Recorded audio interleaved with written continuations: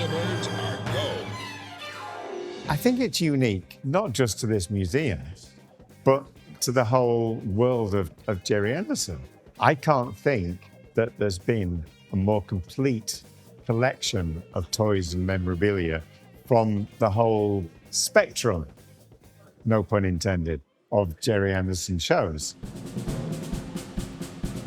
TV21 comic had a kind of preview, I guess, of Thunderbirds starting the Lady Penelope strip 6 months before the show aired. Then you add into that the first home media, the little 8mm film reels that you could take home and play, the mini albums where you could have your own stories which you could listen to at home, the comics, the books, the annuals, the toys. It gave people a way to engage with the shows that had never really been done before and has, I think, ended up deepening the connection so much that even now, 60 years on, people are still in love with it. They still hold on to their collectibles and those things mean something to them.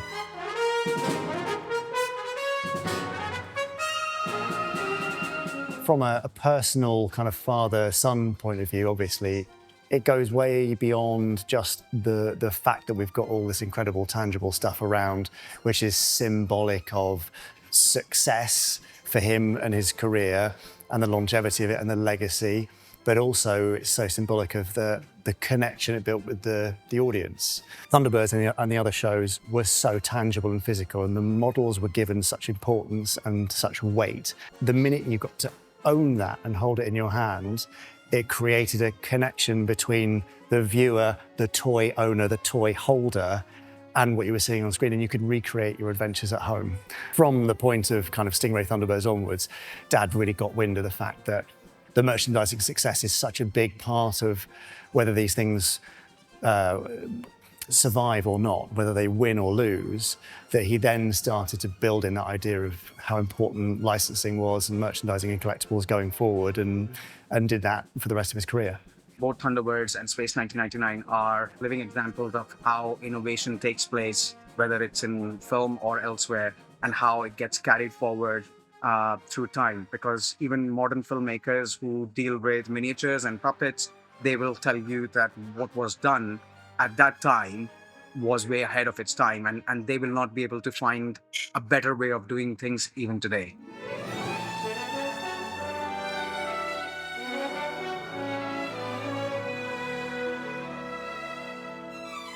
When I first joined the museum, Jamie was actually one of the first people that I ever met. So when I realised that it was the 60th anniversary of Thunderbird, Jamie was the first person that I contacted and said, Jamie, should we do something here together? And he was like, absolutely, let's make this happen. So this is the result of happy circumstances that we actually got to do this.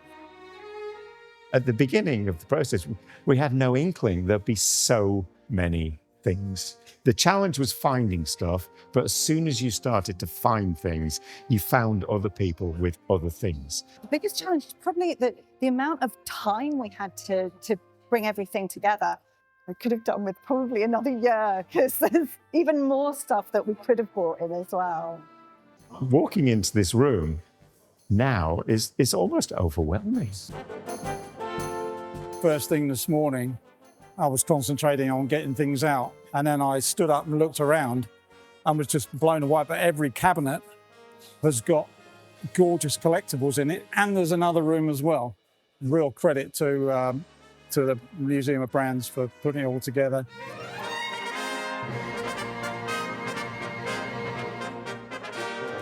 Why I think it resonated with everyone was because they were family shows. Kids could watch them together with the adults, and those kids would grow into adults and then introduce the shows to their own kids. One can be cynical and say, oh, they feel a bit retro, or oh, they're a bit slow in the way they're edited, all those sorts of things. But the fact is, hundreds of people want to come and see these things, and there's still merchandising, collectibles and publishing happening right now, decades and decades on. I have a 9-year-old son, and he's been coming in during the installation of the exhibition, and he loves it. And we've been watching the Thunderbirds at home, and he loves it. And I'm like, wow, this show might actually create a new generation of fans. So fingers crossed, if people still want to watch the shows, they still want the collectibles, and new audiences are still finding them, hopefully, another 50, 60 years' time, people will still be watching these masterworks, because that's what they are.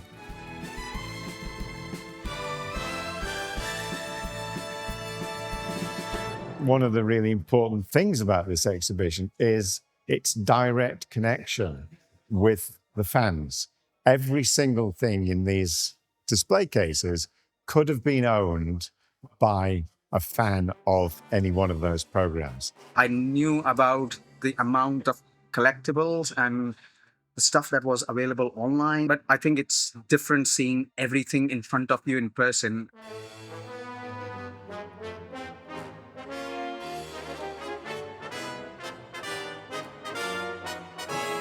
Probably the greatest joy for me to see is the memories it evokes of these things and the joy we had of these shows in the 60s, long before Facebook and other things. The amount of times I've heard people say, do you know what, I remember having that and I was playing that. We were doing it by the table with our mum and dad, and they looked at this and they remembered.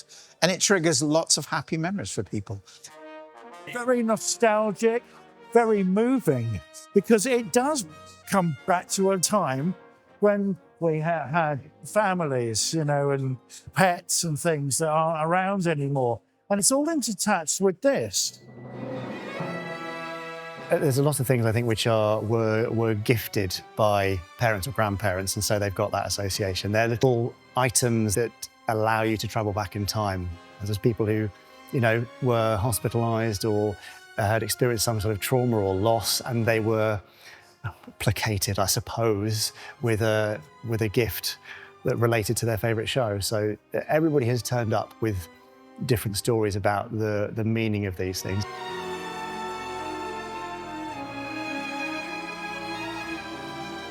You know, as a collector, you buy stuff because it's connecting with your childhood. As an older person, if you don't have any children, then what are you going to do? You're going to buy toys for the child yourself.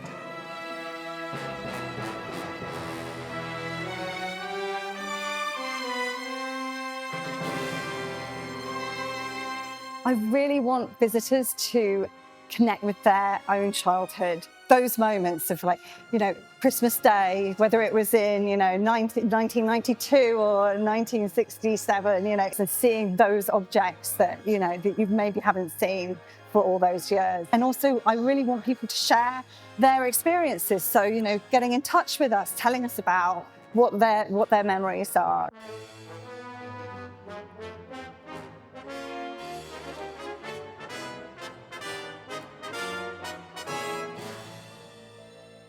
I have been blown away by the generosity of the collectors who put stuff into this exhibition and who've loaned it, because collecting is generally such a private, personal matter. And understandably, a lot of these things are very expensive, they're precious. Collectors want to keep them safe, and they don't generally have the opportunity to share it with the general public. Gerry Anderson's fans are passionate people, and it's wonderful to have them here and to involve them here. It's a real pleasure for us.